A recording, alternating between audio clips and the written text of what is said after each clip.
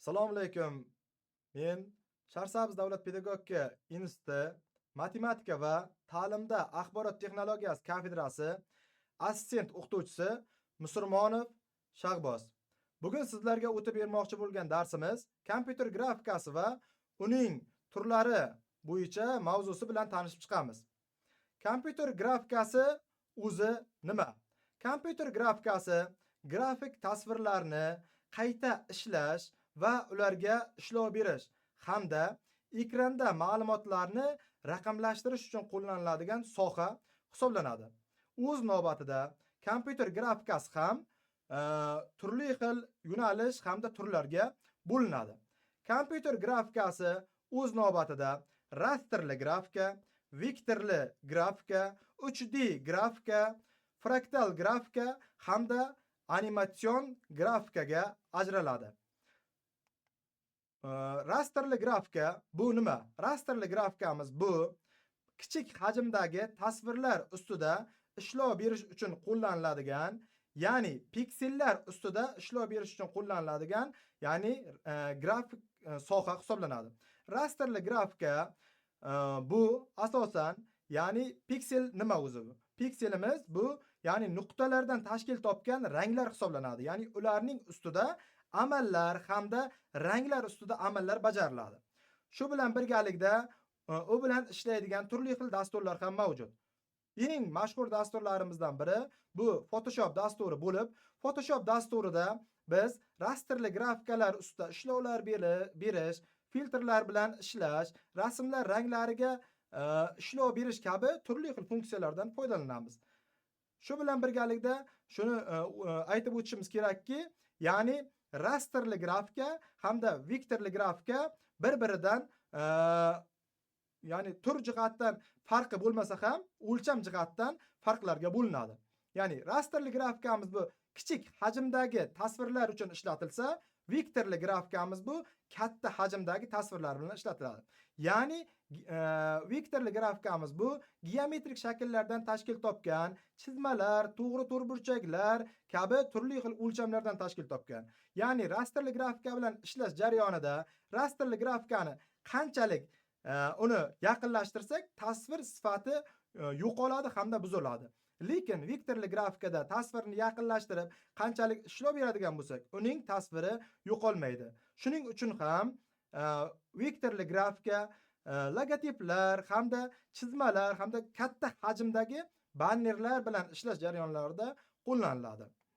3D grafika, ya'ni grafik sohaning eng katta sohalaridan biri bo'lgan 3D grafika, ya'ni bunda har bitta tasvirni fazodagi ko'rinishini ko'rishimiz mumkin. Chunki 3D grafikada o'lcham jihatdan uzunligi, kengligi, balandligi mavjud. Ya'ni biz tasvirimizni tepadan, pastdan, yon tomondan barcha ko'rinishda, ya'ni ushbu tasvirlarni ko'rish imkoniyatiga egamiz. 3D grafika hozirgi kunda deyarli mana ko'rib turgan, ya'ni televideniyamizda, ya'ni multfilm, kino sohalarida eng ko'p qo'llaniladigan sohalardan bittasi hisoblanadi.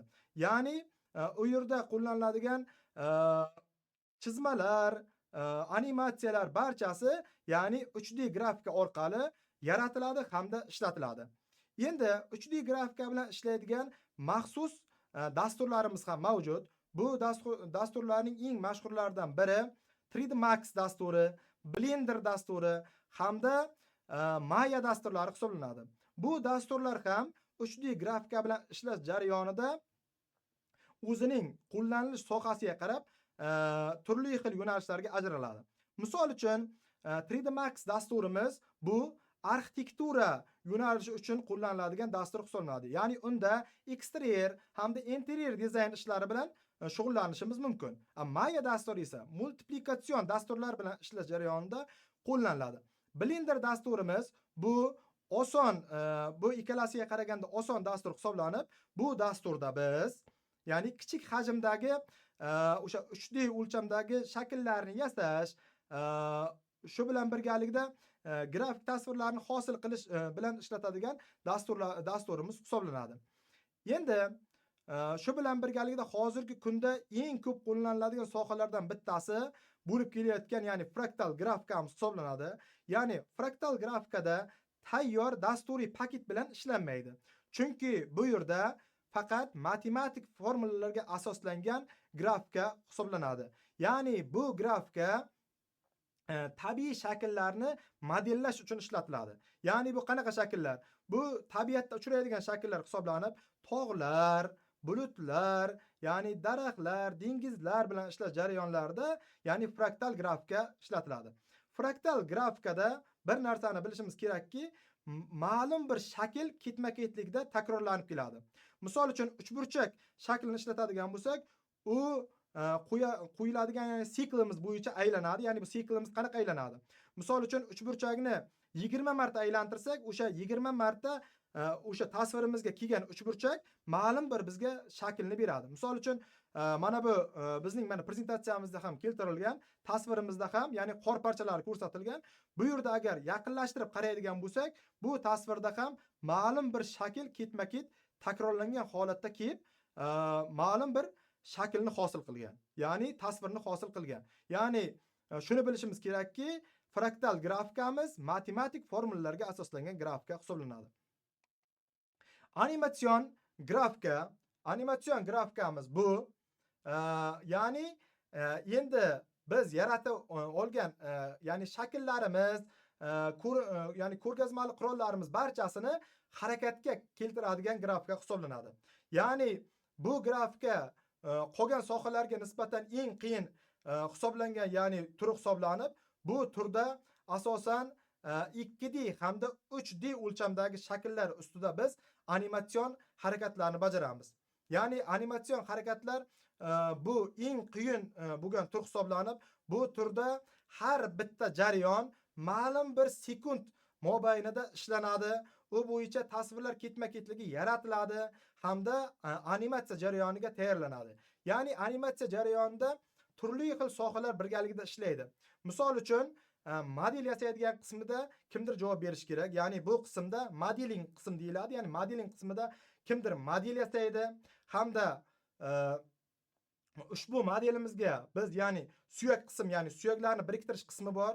Ya'ni bu suyak biriktirish qismi orqali biz modelni harakatga keltiramiz hamda animator tomonidan bu biz yasagan modelimiz harakatga keltiriladi. Mana bu jarayonimiz, ya'ni animatsion grafika bo'ladi. Ya'ni animatsion grafikada 3D o'lchamdagi, ya'ni animatsion grafikani ham yaratishimiz mumkin ekan, hamda 2D o'lchamdagi grafikani ham yaratishimiz mumkin ekan. Shu bilan bugungi kompyuter grafikasi va uning turlari bo'yicha qisqacha ma'ruza mashg'ulotimiz tamom bo'ldi. E'tiboringiz uchun rahmat. Bularda.